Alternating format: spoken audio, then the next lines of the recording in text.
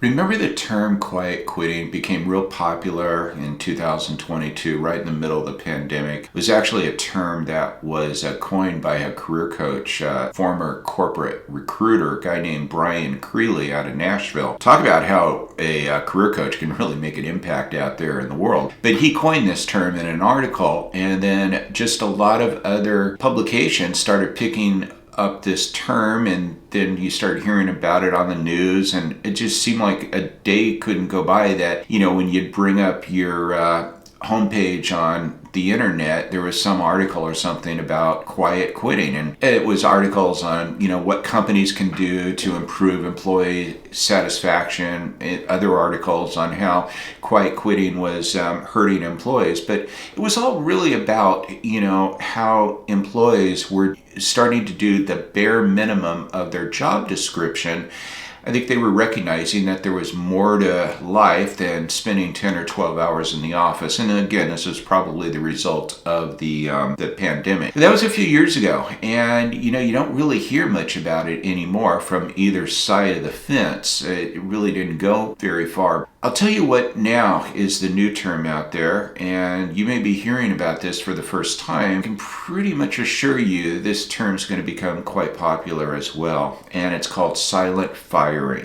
And this is where companies are not actually firing individuals, but rather they're making their jobs a lot more frustrating and a lot tougher to do, in maybe the hopes of the employees actually quitting without having to pay out like a severance package or something like that, and say traditional reduction in workforces. So it was an article that I read. In fact, I'll leave a link to it in the notes section below. It was an article in Fast Company, and they talked about silent firing, and what's behind this is AI, artificial intelligence, investment that companies are doing to automate the work process that a lot of workers are currently doing. And they're actually writing off these expenses in AI as capital expenditures, with the belief that there's going to be a very high ROI in return in a couple of years, and that high ROI will be a result of being able to reduce a lot of the human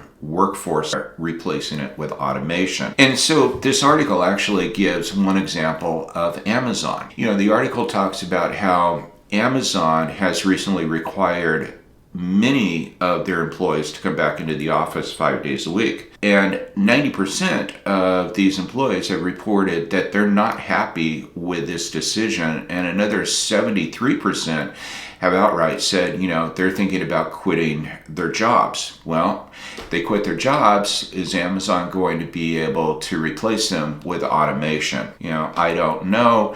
But again, this is a term. When I read this in Fast Company, I started doing a little bit more research on the internet and found that there's a number of articles out there on silent firing. So this is not something that's just unique to this one article in Fast Company, or unique to talking about Amazon. There's a lot of other companies out there that you can think of use automation.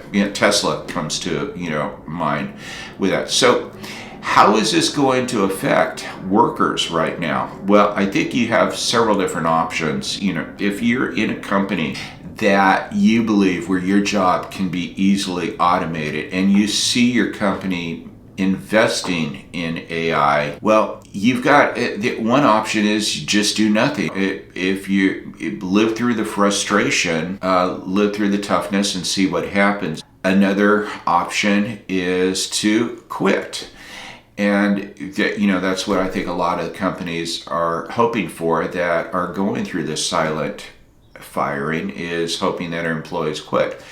But here's the thing. Outside of AI, industries which have a very high growth rate right now, big tech companies for the last 18 months to 2 years have had a reduction in their workforce.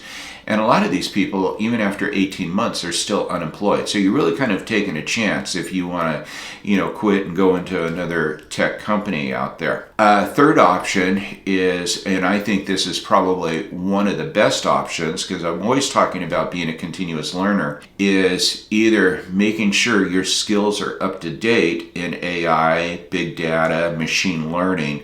This I think is really important. Or possibly get out of tech altogether. I mean, if you're in a technology role, getting out of the tech industry, there's a lot of other industries out there. I've talked about this as well. In fact, I have a download, it's in the notes section below, that covers all the industries. For example, LinkedIn has 60 million companies that are represented in LinkedIn, but of those 60 million companies, they fall into only 148, 150 industries.